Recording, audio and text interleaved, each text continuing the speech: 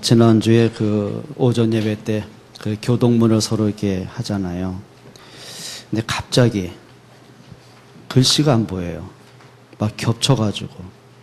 그러니까 한참 이렇게 쳐다보는데 성가대 누가 알려줘가지고 겨우 넘어갔는데, 그러면서는 안 되겠더라고요. 그러니까 멀리 있는 건 참 잘 보이는데, 가까운데 글씨가 이게 겹쳐 보이니까.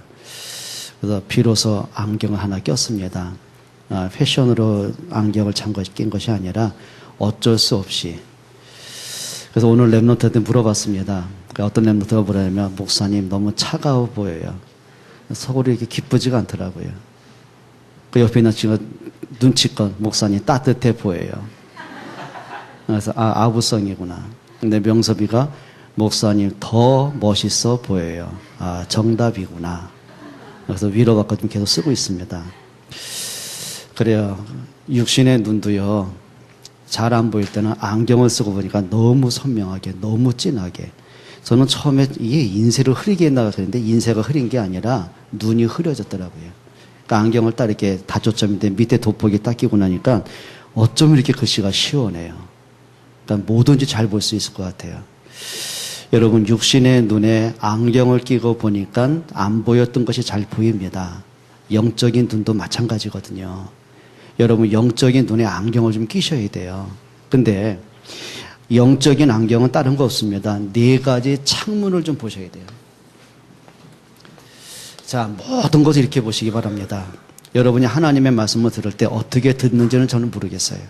근데 분명한 거는 하나님의 말씀이 맞습니다. 또 하나님의 말씀은 지금도 살아 역사하는 게 맞습니다. 하나님의 말씀은 1.1핵도 변하지 않는 것이 맞습니다. 말씀은 지금도 성취되었고, 지금까지 하나님의 말씀이 단 하나도 성취되지 않은 적이 없습니다. 자, 그러면 여러분이 모든 걸 뭘로 보냐면 말씀으로 보면 맞습니다. 창세기 37장에 하나님이 요셉에게 말씀하셨어요.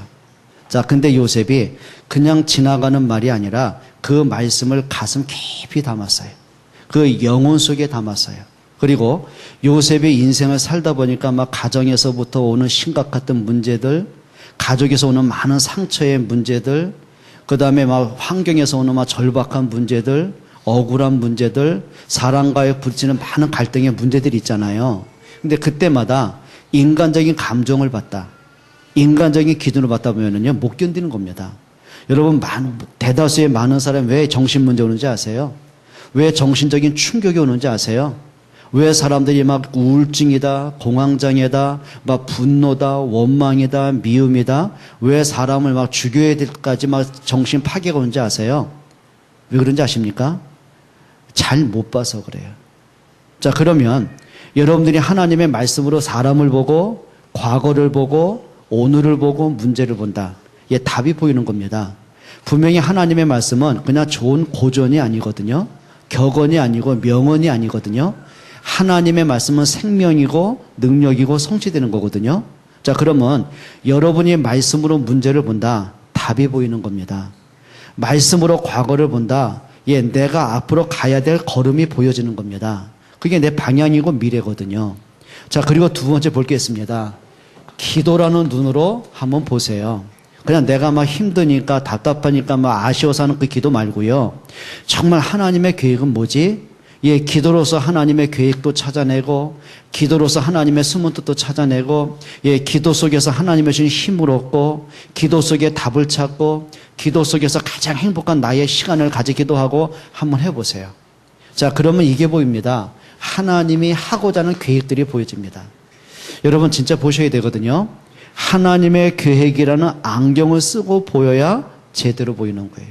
그러니까 사람들이 그냥 내가 상처된 것으로 내 살아온 과거를 보면은요, 참 과거가 묻어두고 싶어요. 너무 힘들어요. 인정하고 싶지가 않은 거예요. 이런 그게 많은 사람의 상처 아닙니까? 자, 그러면 여러분들이 하나님의 계획이라는 눈으로 과거를 안 보면은요, 늘 발목 잡히고 그것이 올무가 되고, 그것이 인격 장애가 되는 거거든요. 여러분, 과거의 상처가 치유 안 되면 영적 성장은 절대 안 되게 돼 있어요. 그렇죠? 여러분, 어른도 마찬가지예요. 어릴 때 갖고 있는 그 상처가 치유가 안 되고 원망 팍 품고 있잖아요. 자신의 인생이 싫어지잖아요. 그러면 그 상태로 어른 되면은요, 그게 인격 장애가 되는 겁니다. 그러니까 오늘날 사회 문제, 범죄 문제, 가정 파괴 문제가 다 거기서 오는 거예요.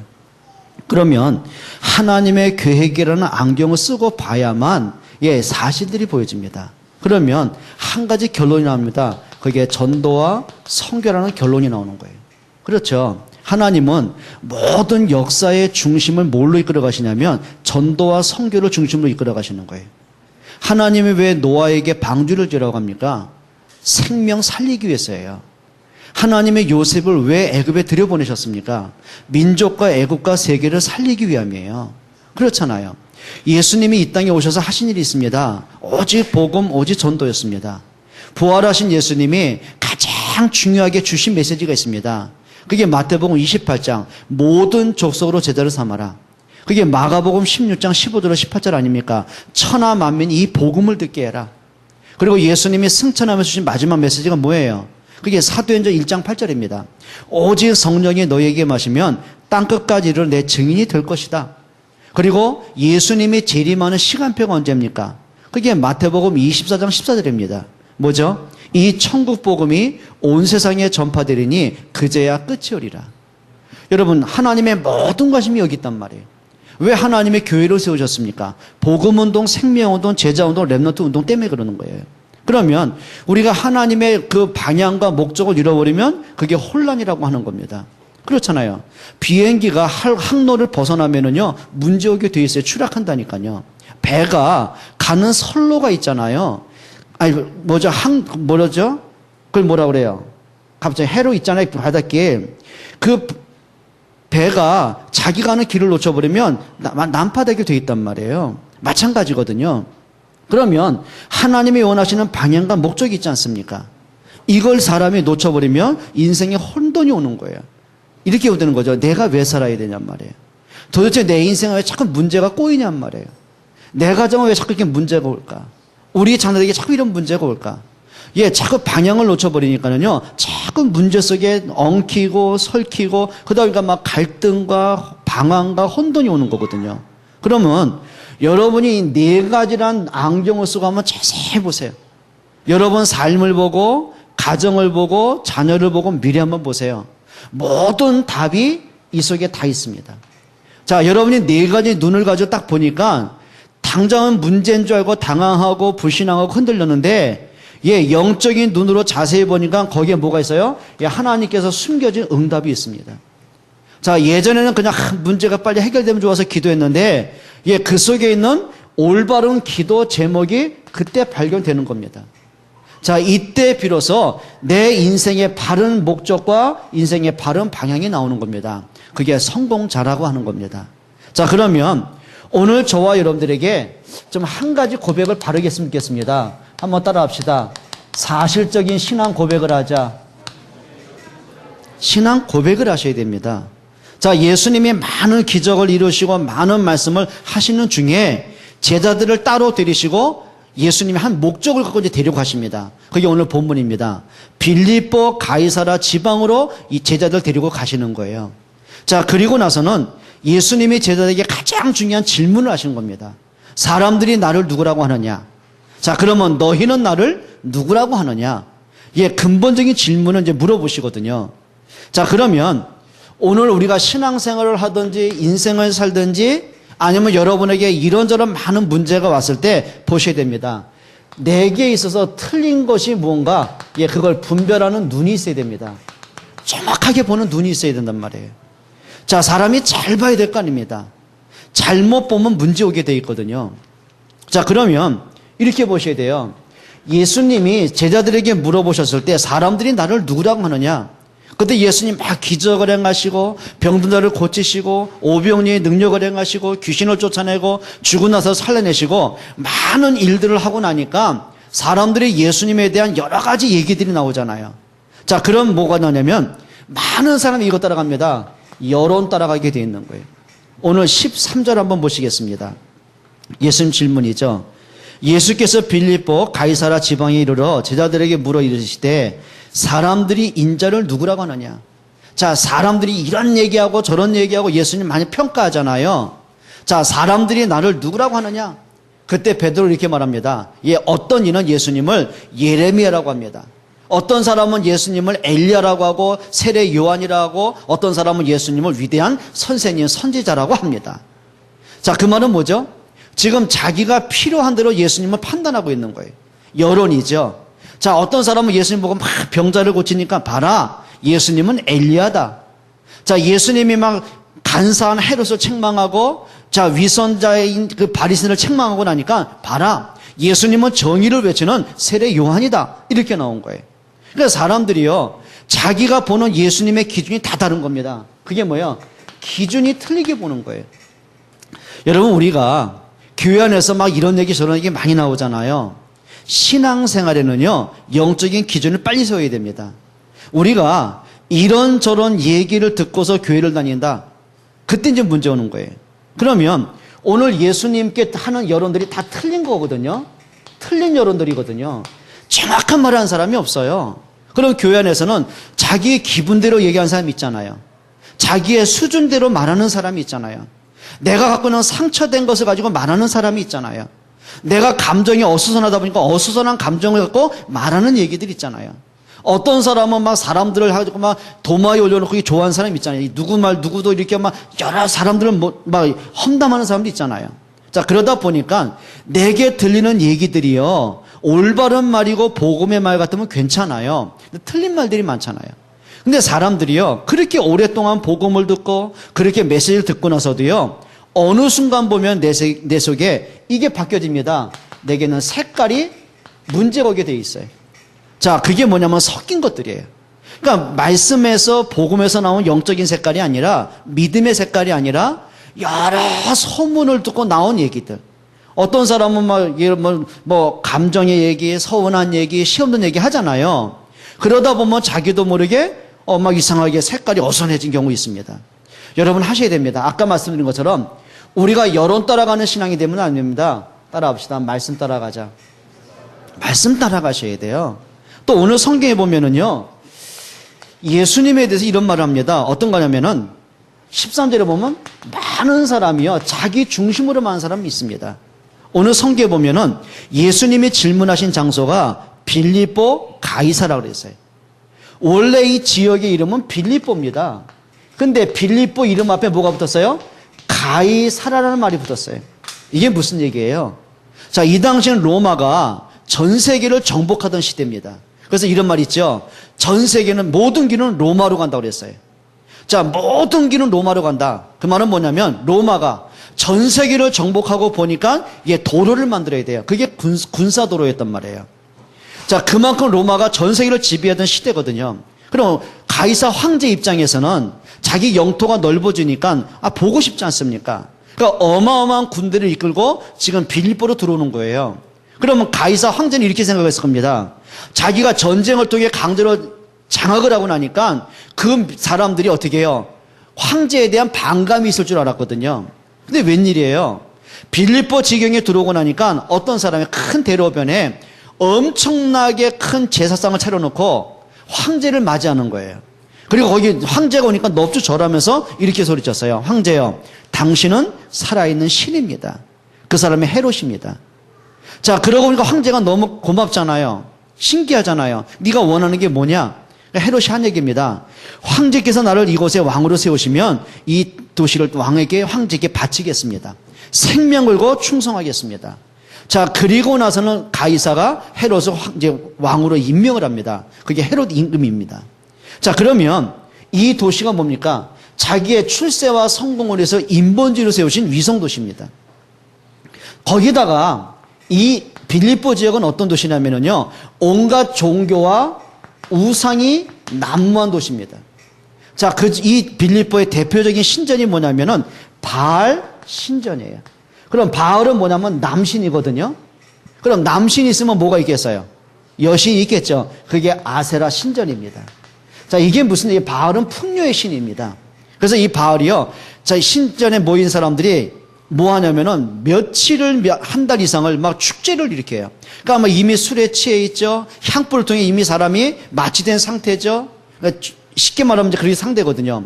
그럼 이 사람들이요, 모든 종교 의식을 지내다면 어디로 가냐면 지하에 가면 쪽방이 있는 겁니다. 그럼 이제 미동이라고 그러죠. 어린 아이들, 남자아이들. 그 방마다 있는 거예요. 그러면 많은 남자와 여자들이요, 그 쭉방으로 들어갑니다. 그래서 많은 음행을 행하는. 자, 이게 이제 남신과 여신이거든요. 그 중에도 대표인 게 뭐냐면 헬라 신전인 판신전이 있었어요. 자, 판은 뭐냐면 지식의 신이고 철학의 신입니다. 자, 그만큼 이 도시가요, 자, 지적이고 철학적이고 그러면서 우상과 종교와 흑암과 이게 음란에 이제 판치는 도시가 된 겁니다. 자, 그럼 보세요. 예수님이 하필이면 왜 이곳에 오셔서 질문하셨을까? 이유는 간단합니다. 사람들이 갖고 있는 모든 복음에 대한 오해를 깨트리는 시간표입니다. 그 말은 뭐냐면, 자, 예수님은 사람들이 하는 것처럼 소문대로 오신 분이 아니거든요. 그 예수님은 이미 로마서 16장 25절에 보면 영원전에 하나님이 약속하신 메시아입니다. 자, 예수님은 어떤 분인가 하면은 사람들이 세운 인본주의를 만든 우상 같은 존재, 신화 같은 존재가 아닙니다. 그분은 그리스도로 이 땅에 오셨습니다. 예수님은 우상과 종교와 무속과 같은 그런 귀신과 같은 존재가 아닙니다. 그분은 창조주고 그리스도가 맞습니다. 그렇죠? 자, 예수님은요, 우상인 같은 존재가 아니란 말이에요. 근데 많은 사람이 예수님을 믿을 그렇게 믿거든요. 이 땅에 많은 종교 중에 하나의 기독교를 믿어요. 이 땅에 많은 신들 가운데 한 분인 그리스도를 믿어요. 그게 착각이에요. 자, 어떤 분은 뭐처럼 믿냐면은, 그래요, 무당처럼. 이게 뭔가 내 문제 해결하고, 가정의 재앙을 빨리 해결하고, 자녀들이 빨리 좀 회복돼 가고, 여러 가지 많은 해결되고 있잖아요. 그게 나쁜 건 아니에요. 근데 무슨 얘기냐면, 그리스도라는 걸 하나 빼놓고요, 내가 필요한 예수님을 찾기 시작하는 거예요. 자, 그때 예수님이 두 번째 질문하십니다. 자, 그러면 너희는 나를 누구라고 하느냐? 그때 베드로가 아담 이후로 인류 최초로 정확한 신앙 고백을 하고 있는 겁니다. 자, 오늘 16절 다시 한번 읽어볼게요. 베드로가 이렇게 고백을 합니다. 시몬 베드로가 대답하여 이르되 주는 그리스도시요 살아 계신 하나님의 아들이십니다. 자, 베드로가 예수님을 뭐라고 고백해요? 주라고 고백을 해요. 이게 주인 주자입니다. 여러분, 예수님은 어떤 주인입니까? 예수님이 이겁니다. 창조 주가 되십니다. 그 창조 주자가 바로 주인 주자입니다. 자, 그러면 자, 하나님이 모든 걸 창조하셨어요. 그리고 사람을 창조하셨어요. 자, 베드로가 주는 그 말은 그 뭐냐면 나의 예배의 대상이고 나의 경배의 대상이 주님이십니다. 그 말이에요. 내가 믿고 내가 의지하고 내가 따라가고 내가 예배하는 존재, 그 축복을 베드로가 찾아낸 겁니다. 여러분, 하나님께 정말 여러분들이 예배가 행복한 시간 될 수 있기를 바랍니다. 자, 주가 무슨 주자입니까? 예수님은 나의 생명의 주가 되십니다. 그래요. 내가 태어난 시간도 정해 놓으셨어요. 근데 반면에 나의 죽음의 시간도 예수님이 정해 놓으셨어요. 내 생명의 모든 주권이 누구한테 있어요? 하나님께 있습니다. 여러분, 생명은 여러분 거 아니에요. 아, 여러분이 태어나고 싶어 태어났습니까?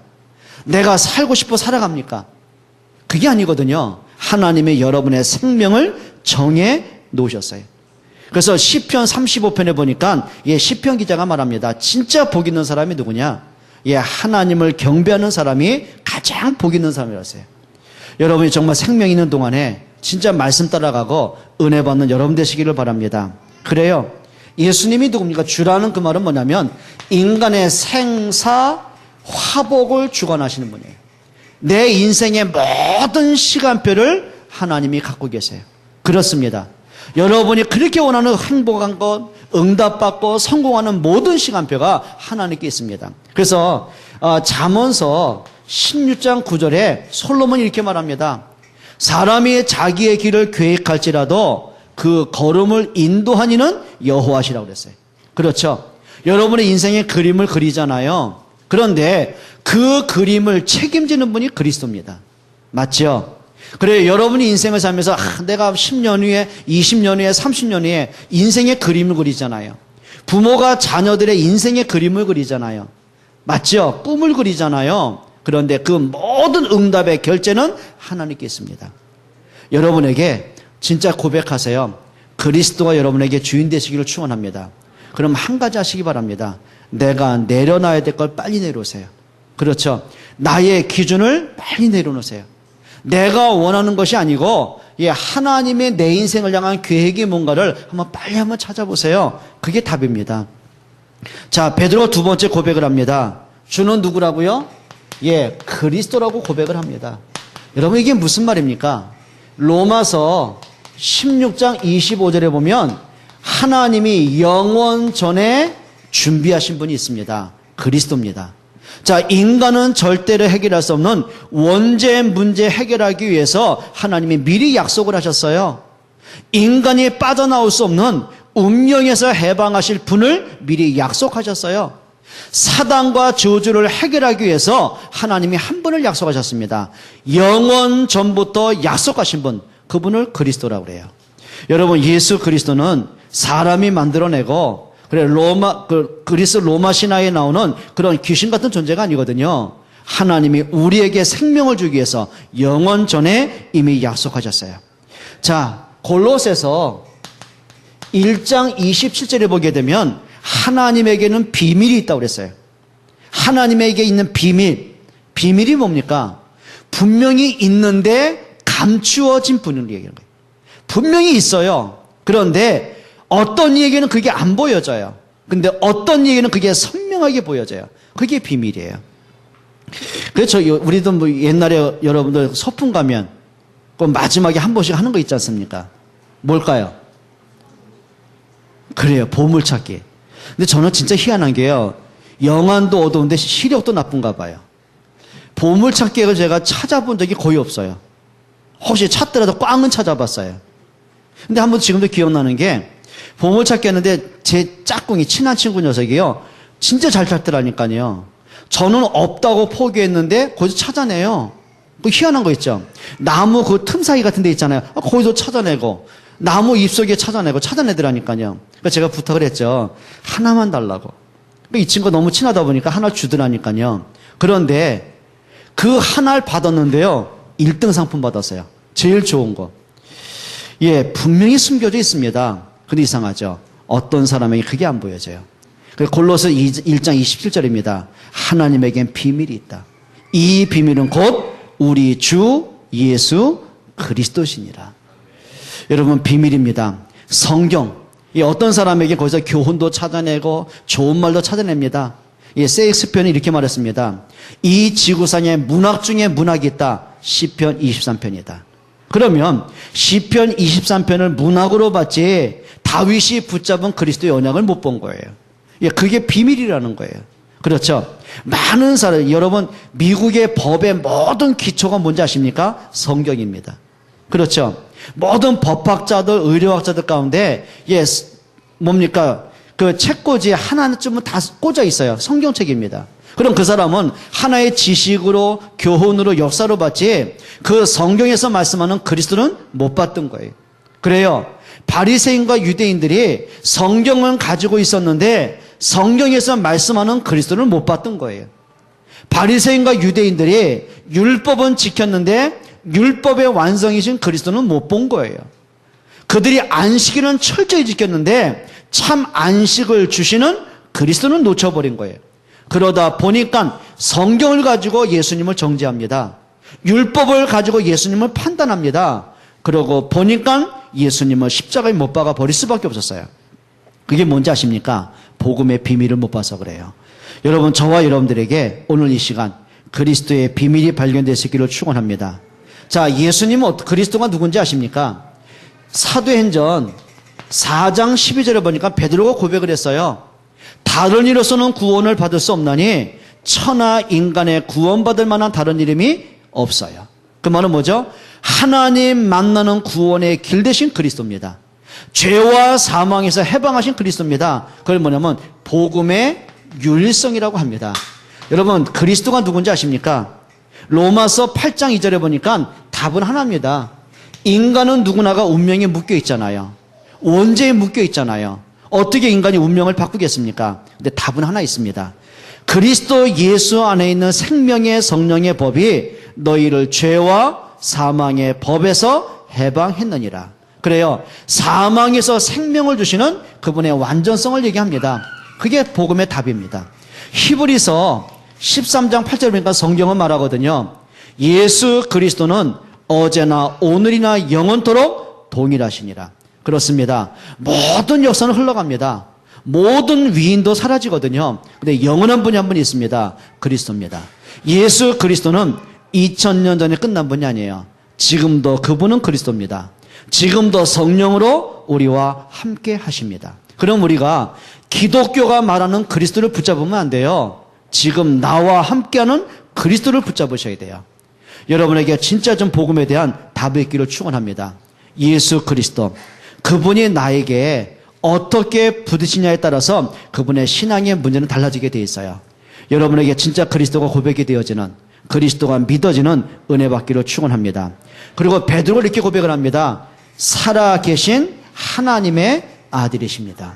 여러분, 예수님은 위대한 4대 성인이 아닙니다. 그분은 그리스도입니다. 예수님이 부활했다는 말은 그분이 하나님이 맞다는 증거거든요. 예수님이 부활했다는 말은 그분이 죽음으로 끝난 것이 아니고 지금도 살아계신 것이 맞다는 증거입니다. 여러분에게 좀 그리스도가 고백되는 응답받기를 바랍니다. 우리 옆에 분에게 물어보세요. 당신에게 그리스도는 누구십니까? 혹시 우리 랩런트에게 물어볼게요. 어릴 때부터 엄마 배 때 들었던 그리스도, 교회를 다니고 나니까 늘 듣는 그리스도, 이론의 그리스도가 되면 안 돼요. 여러분에게 그리스도가 생명의 고백이 될 수 있기를 축원합니다. 여러분 진짜입니다. 여러분에게 좀 그리스도를 한번 보세요. 아까 말씀드렸잖아요. 그리스도라는 이름으로 여러분 문제를 한번 쳐다보세요. 그리스도라는 이름으로 여러분 가정과 가문의 문제를 보세요. 그럼 그것이 나한테 상처로, 나한테 올무로 인생 지치는 문제가 아니거든요. 그리스도로 보고 나니까 두 가지가 보입니다. 하나는 여러분이 뭐가 보면 영적인 배경이 보입니다. 그럴 수밖에 없는 문제에 대한 원인이 보여지게 되는 거예요. 여러분, 저는 어릴 때요, 참 안타까운 게 하나 있었어요. 좀 진짜 미리 좀 알았더라면 얼마나 좋았을까. 근데 저는요, 어릴 때 뭘 봤냐면요, 너무 무서운 아버지. 진짜입니다. 그렇게만 봤어요. 대화가 안 되는 부모님, 상처가 많은 부모님. 왜 그럴까 우리 집은? 그리고 너무 가난한 가정, 그것만 봤어요. 근데 복음 안에서 과거를 보고 나니까 답이 하나 나왔습니다. 그럴 수밖에 없는 부모님의 뭐가 보이냐면 이게 보여졌어요. 그 어른들의 영적 상태가 보여졌어요. 제가 부모님을 통해 상처를 받고 너무 힘든 어린 시절을 보낸 것처럼 우리 부모님에게도 그게 영적인 아픔이 있다는 걸 봤어요. 자, 그러면 우리 부모님이 또 그 부모에게 받은 상처가 있는 것처럼 그게 가문에 흐르는 영적인 대물림이었구나, 이게 보여지더라고요. 그러고 보니까 내게 있는 상처가 그냥 상처가 아니고 그게 나한테 뭐가 보이냐면은 앞으로 내가 가는 방향이 되어지더라고요. 저는 이렇게 봤습니다. 제가 이제 비로소 어린아이들을 가르치고, 저는 진짜 뭐냐면은 중학교 3학년 때부터 교회에서 주일학교 교사해 봤잖아요. 아이들과 만나보고 상담하고 대화를 해보잖아요. 그게 보여지더라고요. 아이들이 갖고 있는 그 많은 아픔과 상처가 내가 어릴 때 갖고 있는 상처가 똑같은 거 있죠.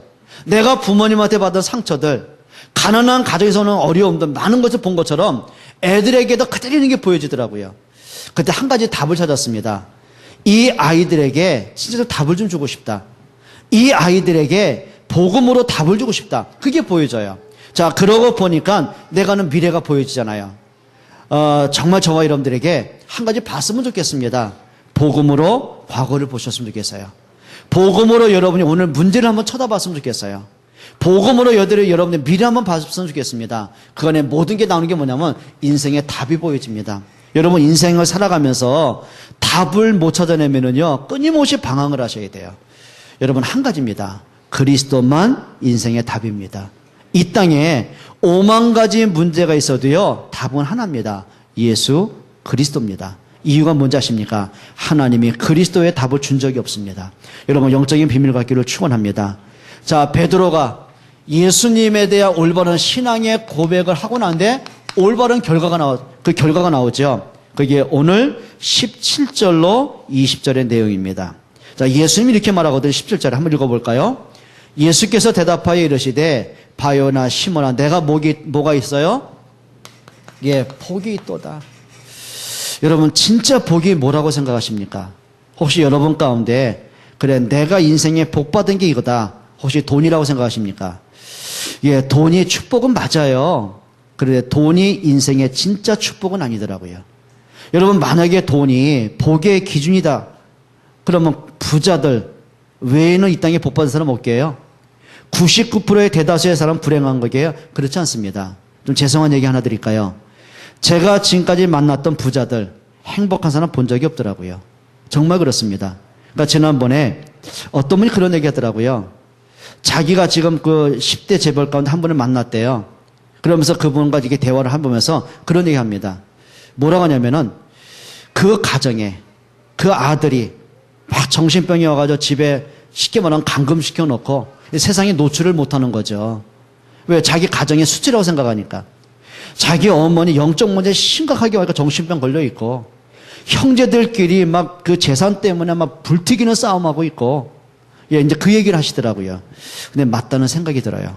진짜 그렇습니다. 여러분, 돈은 인생에서 필요한 게 맞습니다. 그런데 돈이 인생의 행복의 답은 아니더라고요.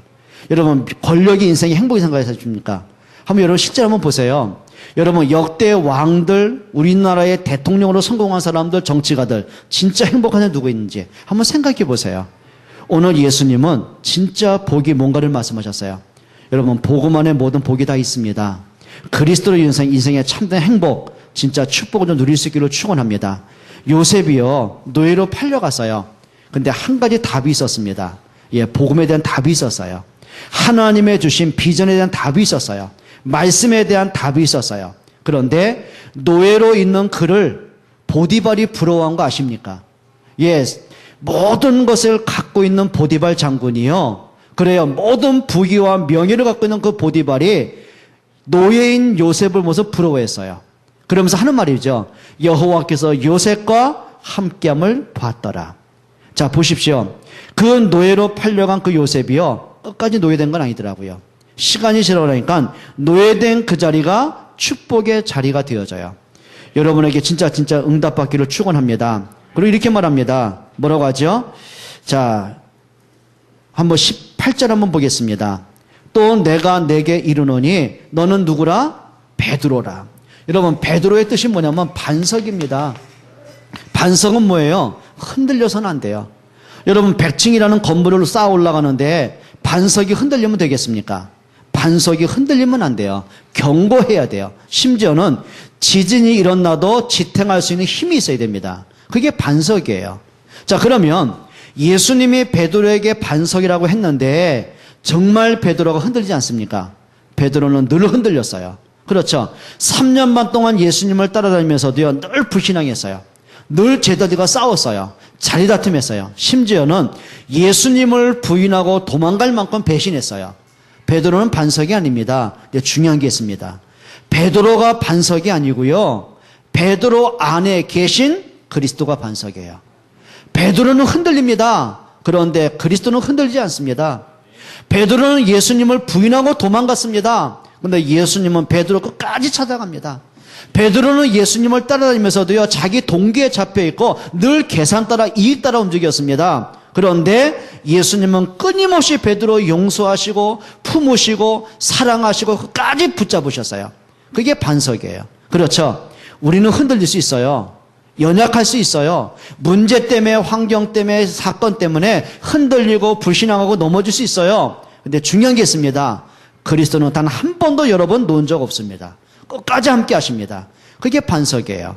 그럼 여러분들이 반석의 축복을 누리셔야 됩니다. 정말 그리스도 안에서 승리할 수 있는 힘을 얻기를 축원합니다. 여러분, 이제는 기준을 빨리 바꾸세요. 나는 연약한데요, 그리스도는 전능하십니다. 나는 무능합니다. 그러나 그리스도는 무능하지 않습니다. 나는 어리석잖아요. 근데 그리스도는 어리석지 않습니다. 여러분, 그리스도로 힘을 얻고 그리스도로 언제나 승리할 수 있기를 바랍니다. 그리고 성경은 뭐라고 그러죠? 이 반석 위에 내가 뭘 세워요? 교회를 세우겠다. 그 말은 뭔지 아십니까? 여러분을 통해서 가정의 복음화가 이루어질 줄 믿습니다. 그래요. 언약 갖고 기도하는 부모를 통해서 자녀들이 세워져 갈 줄 믿습니다. 여러분, 지금은 자녀를 보면서 걱정이 되고 염려가 되고 가슴 졸이는 문제가 많지 않습니까? 중요한 게 있습니다. 기도하는 부모를 통해서 그 자녀들이 어느 날 세워지게 돼 있습니다. 여러분, 포기하지 않기를 축원합니다. 낙심하지 마세요. 정말 여러분을 통해서 자녀들이 세워져가는 응답받기를 축원합니다. 여러분을 통해서 가문이 살아날 줄 믿습니다. 여러분을 통해서 여러분과 함께하는 직장 안에 학교 안에 사람들이 여러분을 통해서 생명을 얻게 될 줄 믿습니다. 그게 교회가 세워지는 거죠. 또 중요한 축복을 하십니다. 한번 성경 보세요. 18절입니다. 또 내가 내게 이르노니 너는 베드로라. 내가 이 반석 위에 내 교회를 세우리니 뭐가요? 음부의 권세가 너를 뭐하지 못하리라? 이기지 못하리라. 예, 권세를 주었어요. 여러분, 사단은 지금도 여러분을 속일 것입니다. 아담을 속여서 넘어뜨린 사단, 그리고 그 자녀들 가인을 넘어뜨린 그 사단, 노아 시대의 네피림으로 속여서 무너뜨리는 그 사단, 지금도 요 사단이요 빨빨대고 움직이는 거 있죠. 끊임없이 여러분 마음속에 복음을 잃어버리게 하고 내가 받은 구원의 축복을 놓치게 만들고 복음이 뭔지 기도가 뭔지 하나님의 계획이 뭔지 전혀 관심 없게 만들고 끊임없이 흔들리고 갈등하고 불신앙하고 넘어지게 만들어요. 문제를 통해서 이제는 끝이라고 포기하게 만들어요. 요 사단, 여러분 속지 않기를 축원합니다. 그 사단을 이길 권세를 여러분에게 주셨어요. 누가복음 10장 19절에 분명히 예수님 말씀하셨어요. 내가 너희에게 뱀과 정갈을 밟으며 악의 모든 세력을 제가 권세를 주었다고 했어요. 그럼 답을 찾으셔야 됩니다. 따라합시다. 속지만 말자. 여러분, 여러분이 눈앞에 있는 문제가 여러분 망하는 문제 아닙니다. 그거는 여러분이 복음 속으로 들어가는 응답의 시간표입니다. 그 문제를 축복으로 바꾸는 시간표입니다. 맞습니까? 여러분이 갖고 있는 상처가 여러분 인생의 올무가 아닙니다. 그거는 내 인생의 축복의 발판이고 내 앞으로의 사역의 방향입니다. 맞습니까? 여러분 자녀들에게 문제가 있다면 그것 때문에 조바심할 이유가 없다니까요. 진짜 한번 생각해 보세요. 내가 지금까지 살아오면서 내가 진짜 복음을 했냐? 아니다. 그럼 내가 이제부터 진짜 복음을 해야 되겠구나. 우리 자녀에게 진짜 언약 전달할 수 있는 시간표구나. 하나님 앞에 진짜 기도는 시간표입니다. 그 자녀가 인생을 살아가면서 앞으로 살아온 시간보다 살아갈 시간이 더 길잖아요. 그럼 그 긴 시간을 살려고 보니까 가정에서 있었던 문제가 아닙니다. 그 아이가 세상에 나가보니까 더 큰 문제가 기다리고 있거든요. 사단이 문화를 통해서 여러 가지 사람들 통해서 여러 가지 환경을 통해서 또 자녀를 속일 텐데 그러면서 한 가지 답을 찾는 시간표입니다. 그래, 내가 이제 복음 앞에 서야 되겠구나. 깨닫는 시간표가 되어야 되거든요. 여러분 응답받기를 축원합니다. 여러분 사단에게 속지 마세요. 문제가 온 것도 문제인데 또 앞으로 사람 더 큰 문제가 있으면 어떻게 되겠습니까? 속지 않기를 축원합니다. 영적 싸움에 승리하세요. 여러분 사단을 꺾기를 축원합니다. 여러분에게 좀 승리가 됐으면 좋겠습니다. 그리고 예수님이 19절에 뭘 주셨어요? 내가 천국 열쇠를 준다고 그랬어요. 열쇠는 어떤 기능이 있습니까? 열고 닫는 기능이 있습니다. 천국 열쇠, 그게 뭔지 아세요? 이겁니다. 기도의 축복입니다. 하늘 보좌를 움직이는 권세가 있습니다. 그렇죠? 하나님의 마음을 움직이는 권세가 있습니다. 그게 기도의 권세예요. 여러분 부모는요 자녀들 때문에 마음이 움직이게 돼 있어요. 그렇죠? 부모의 마음은 언제든지 자녀 때문에 감동받게 돼 있어요. 자, 그 말은 뭔지 아십니까? 하나님의 마음을 움직이게 있습니다. 성도의 기도입니다. 그렇죠? 예레미야 33장 3절에 하나님이 직접 말씀하셨어요. 하나님이 언제 움직이는지 아십니까? 너는 내게 부르짖으라. 그럼 내가 응답하겠고 네가 알지 못하는 크고 비밀한 것을 보이겠다. 기도하는 성도의 그 소리를 하나님이 들으십니다. 하나님의 마음이 그때 움직여지거든요. 그게 천국 열쇠입니다. 여러분 구원받은 자의 축복 누릴 수 있기를 축원합니다. 전능하신 하나님의 능력을 여러분이 깊게 누릴 수 있어야 돼요. 여러분이 그 말씀을 붙잡고 천국 열쇠를 움직이세요. 한번 열어보세요. 그 말씀을 붙잡고 진짜 한번 기도해 보세요. 내 삶 속에 그 받은 말씀이 듣고 끝난 것이 아니라 내 삶에 연결되도록, 그 말씀이 내 삶에 적용되도록, 문제 속에 하나님의 계획이 찾아지도록 천국 열쇠를 사용하셔야 됩니다. 그렇잖아요. 여러분 열쇠 잃어버리면 어떻게 되겠습니까? 어떻게 내가 그걸 열겠습니까? 안 되지 않습니까? 진짜 여러분이 응답받는 길이 있다니까요. 천국 열쇠를 사용하세요. 하나님의 보좌를 움직이세요. 여러분 가문의 저주를 꺾으세요. 흑암의 세력을 무너뜨리세요. 그게 천국 열쇠입니다. 여러분이 하루에 내가 하나님 앞에 기도할 수 있는 나만의 시간을 갖고 있다. 그게 축복의 사람들이거든요. 말씀을 맺겠습니다. 우리에게 있어서 한 가지 한번 답을 찾아보세요. 모든 것을 네 가지 눈으로 한번 보세요. 말씀을 한번 잘 보세요. 진짜 한번 말씀으로 보세요. 그리고 하나님의 계획이 뭔가 한번 찾아보세요. 여러분에게 있어서 오늘 하루의 삶이 최고의 응답받는 행복한 날이 되시기를 주의 이름으로 축원드립니다. 기도하겠습니다. 우리 한번 말씀 붙잡고 한번 기도할까요? 하나님, 정말 저희들에게 하나님의 말씀이 들려지길 원합니다. 그 말씀으로 모든 것에 답을 찾아내길 원합니다. 하나님의 말씀 붙잡고 기도할 수 있는 힘을 얻길 원합니다. 그 말씀을 붙잡고 정말 하나님의 시간표를 보고 성령 인도받기 원합니다. 같이 한번 통성으로 기도하겠습니다. 살아계신 아버지 하나님 감사합니다. 오늘 저희들에게 하나님의 말씀이 들려지기를 원합니다. 그 말씀이 깨달아지기를 원합니다. 말씀이 마음속에 각인되어지기를 원합니다. 말씀 앞에 우리의 불신앙을 내려놓기 원합니다. 내 생각, 내 기준 내려놓기를 원합니다. 하나님, 말씀에서 모든 답을 찾게 하여 주옵소서. 말씀에서 힘을 얻게 하여 주옵소서. 말씀으로 우리의 영적 상태가 회복되게 하여 주옵소서. 하나님의 말씀을 따라 올바른 기도 제목을 찾아내게 하여 주옵소서. 성령으로 인도받기를 원합니다. 또 한 주간이 하나님이 원하시는 정말 믿음의 걸음이 되게 하시고 오직 복음과 기도와 전도로 승리하는 인생이 되게 하여 주옵소서. 저들을 통해 가정이 살고 자녀들이 살고 현장이 살고 교회가 살아날 수 있는 영적인 힘을 얻게 하여 주옵소서. 하나님께 감사를 드립니다. 성령께서 우리의 영안을 열어 주옵소서.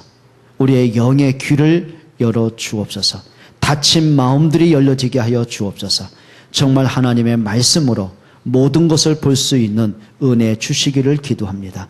말씀 붙잡고 기도할 수 있는 영적인 힘을 더하여 주옵소서. 문제와 환경을 하나님의 말씀에서 답을 찾게 하시고 정말 영적 싸움에 승리하게 하여 주옵소서. 최고의 응답의 걸음이 되게 하옵소서.